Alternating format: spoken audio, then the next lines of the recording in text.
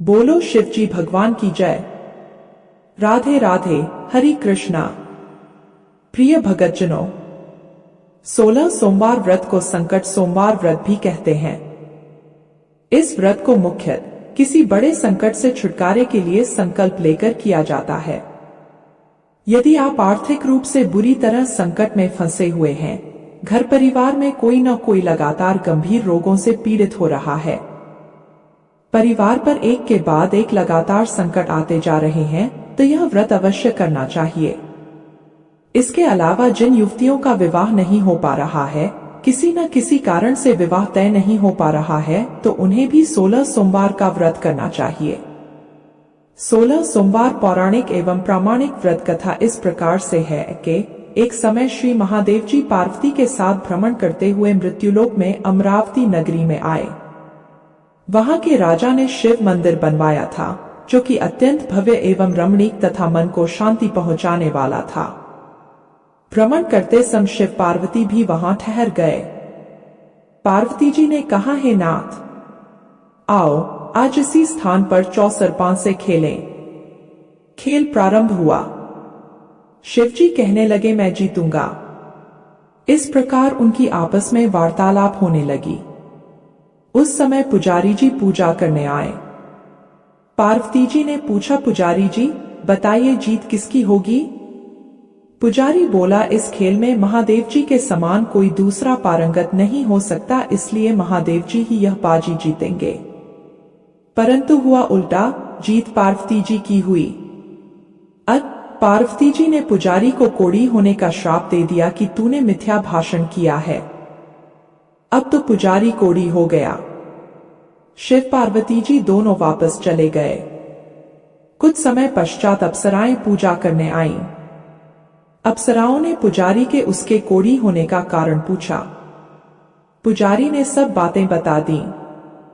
अप्सराएं कहने लगी, पुजारी जी आप 16 सोमवार का व्रत करें तो शिवजी प्रसन्न होकर आपका संकट दूर करेंगे। पुजारी जी ने अप्सराओं से व्रत की विधि पूछी। अप्सराओं ने व्रत करने और व्रत के उद्यापन करने की संपूर्ण विधि बता दी।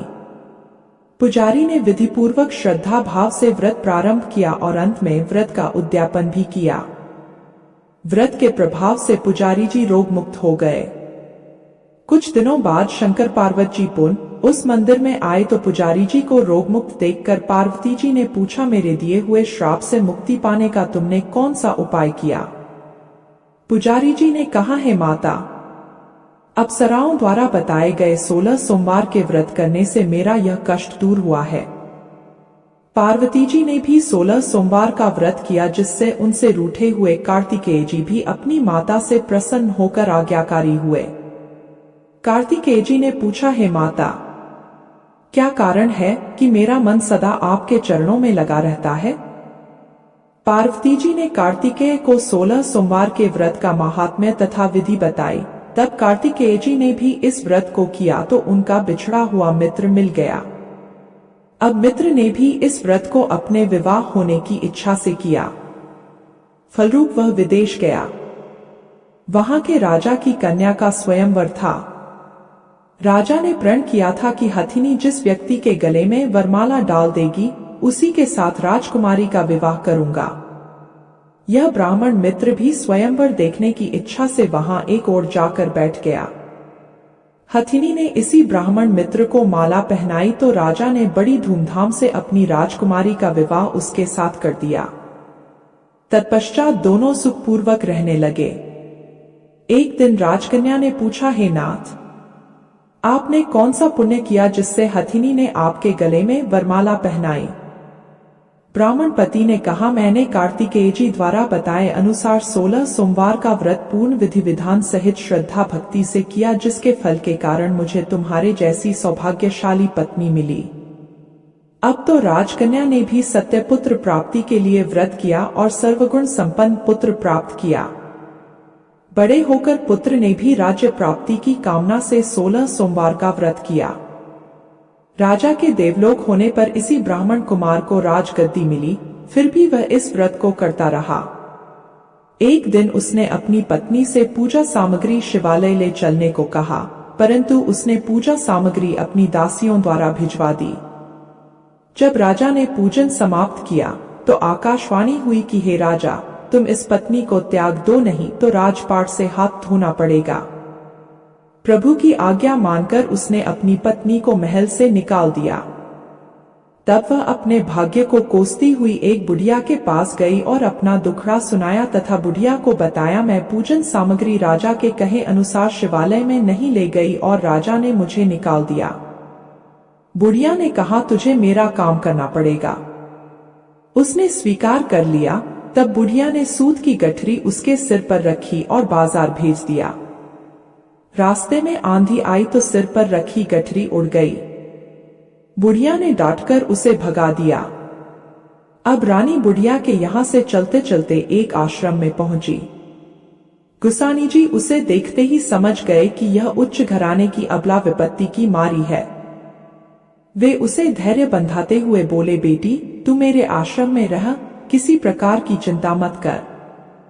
रानी आश्रम में रहने लगी, परंतु जिस वस्तु को वह हाथ लगाती वह वस्तु खराब हो जाती। यह देखकर गुसानी जी ने पूछा, बेटी किस देव के अपराध से ऐसा होता है? रानी ने बताया कि मैंने अपने पति की आज्ञा का उल्लंघन किया और शिवालय में पूजन के लिए नहीं गई, इससे मुझे घोर कष्ट उठाने पड़ रहे हैं। गुसानी जी ने शिवजी से उसके कुशलक्षेम के लिए प्रार्थना की और कहा, बेटी तुम 16 सोमवार का व्रत विधि के अनुसार करो। तब रानी ने विधिपूर्वक व्रत पूर्ण किया। व्रत के प्रभाव से राजा को रानी की याद आई और दूतों को उसकी खोज में भेजा।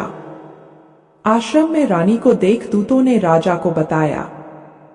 तब राजा ने वहां जाकर गुसानी जी से कहा, महाराज यह मेरी पत्नी है, मैंने इसका परित्याग कर दिया था, कृपया इसे मेरे साथ जाने की आज्ञा दें।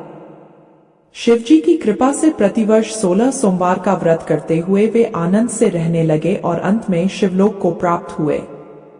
इसके बाद उस पंडित ने उसी विधि से 16 सोमवार का व्रत किया और भगवान शिव की कृपा से कथा सुनने के पश्चात शिवजी की आरती जय शिव ओंकारा गाएं। बोलो शिवजी भगवान की जय।